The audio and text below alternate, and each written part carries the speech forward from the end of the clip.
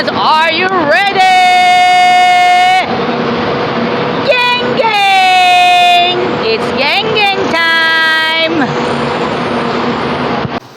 Hello once again! This is Joyan Montilla for the hashtag Alagang Jack All Access featuring LLI Bus Company 1502 featuring Henry Alcaide and of course Roniel Yeban, and he also moved back to 1848 at saka sama na natin with the regular conductor Alan Carion. Mga kaibigan, we'll have the very best. Basahin muna na natin yan. At sa mga naghahanap po ng trabaho, apply na po kayo sa pinakamalapit na Jackliner bus terminals near you, mga kaibigan. Drivers, conductors, and other fields. At syempre, hindi magpapatalo ang mga Adventist youth na mag-apply sa Jackliner. And of course, speaking of which, alam naman natin, mabuhay po tayong lahat dahil nandito po tayo with LLI Bus Company, serving you as all the best. At syempre, darating ng panahon dito po sa LLI, feeling radyo na TV pa. At tayo po ay magbabasa muna bago yan, ha? Bago yan. At syempre, gusto natin maging shoutout muna natin yung lahat ng mga officers, taga-mates, and of course, shout out sa lahat ng mga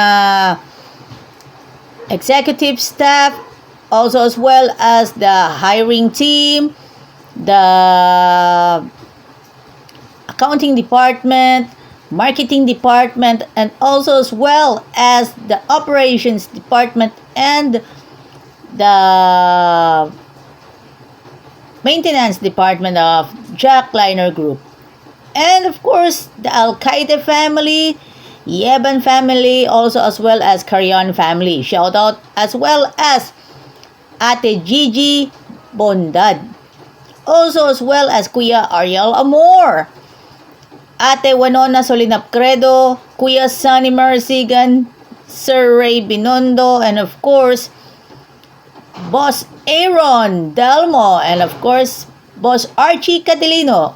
Also as well as si Consul Jerry Clasias, and of course Barangay Captain Jun Manalo of Barangay Saimsim, Calambas City, Laguna, and of course Sergeant Coach Captain Sergeant De La Cruz of LLI Bus 7868. Also as well as sa mga kaibigan po natin sa media, also as well as GMA Integrated News, to experience, to watch the another kind of LLI Bus stories, will be share them. At syempre, basahin muna natin ang Ellen G. White's Paglapit kay Kristo, ang aklat na panlaban sa stress. At move on tayo. Tayo'y nakatali sa Kanya. Itinali ng Diyos ang ating mga puso sa Kanya sa pamamagitan ng di mabilang na mga tanda sa langit at lupa, sa pamamagitan ng mga bagay ng kalikasan at ng pagkamalalim at pagkamalahalagang mga relasyon dito sa lupa. Maaring malaman ng puso ng mga tao ay sinikap niyang ipinakilala ang kanyang sarili sa atin. Subalit, ang mga ito'y hindi ganap na paglalarawan ng kanyang pag-ibig. Bagaman naibigay na ang lahat, sa katunayang ito, ang kaaway ng kabutihan ay binulag ng mga pag-iisip ng mga tao at kinakatakutan nila sa Diyos. Pinapalagay na siya'y mabagsik at hindi mapapatawad.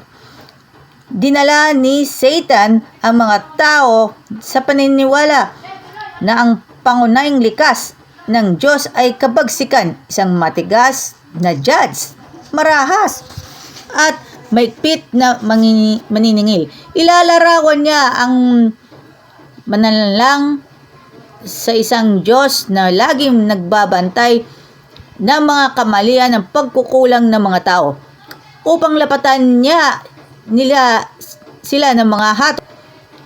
Kaya nga, upang maalis ang madilim ng aninong nito sa pamamagitan ng pagpapakita sa sanlibutan nang upang umaapaw na pag-ibig ng Diyos ay napaparito si Jesus upang tumahan sa gitna ng mga tao. That's it for the part of the chapter 1, ang pag-ibig ng Diyos sa tao. Here in paglapit kay Kristo, ang aklat na panlaban sa stress book. Kasi napaka-importante ito. Lalo pa naman ngayon, ang mga tao ngayon, ang mga madlang people ngayon ay napaka-judgmental. Lalo pa naman sa online man lang, sa personal man lang, wag naman kasi ganito lang. Wag naman ganun lang. Kasi bigyan naman natin ng kahulugan ng syempre naman yung kailangan ng ganap na paglalarawan. Kailangan maging mabuti po tayo sa kapwa at maging sa sanlibutan. At tayo ay hindi tayo magpapatalo sa anumang mga judgmentals in the internet, in the personal life, sa trabaho, sa eskwela, maging sa church. Gaya lang naman na mga naranasan ko in Church of Seventh-day Adventist before. Eto, nagpapasalamat po tayo sa Metro San Pablo District 1 and San Rafael Seventh-day Adventist Church at maging sa lahat ng LLI Bus Company.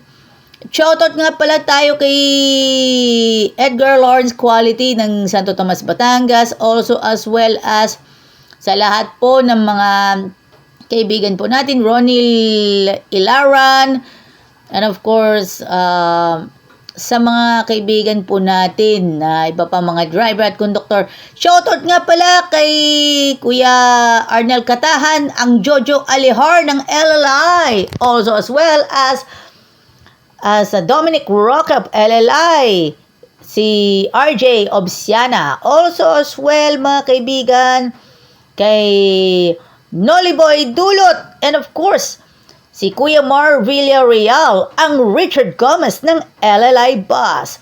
At sa lahat po ng mga kaibigan natin sa McDonald's, also as well as mga kaibigan po natin sa industriya ng pagkain, also as well as VegM Restaurant, also as well as G-Kicks. Sa lahat po ng branches ng G-Kicks, mabuhay po tayong lahat. At shoutout nga pala sa lahat ng mga Seventh-day Adventist Youths of Santo Tomas, Batangas. Yo, what's up? Hanggang dito na lang muna tayo. Maraming salamat sa inyong pagsubaybay. Mabuhay po tayong lahat. Dito sa Angelo's Barbershop, magpagupit ka lang, relax. Ito na ang magic na gupit dito sa Angelo's Barbershop. Ito na dis. Magic gupit only here at Angelo's Barbershop.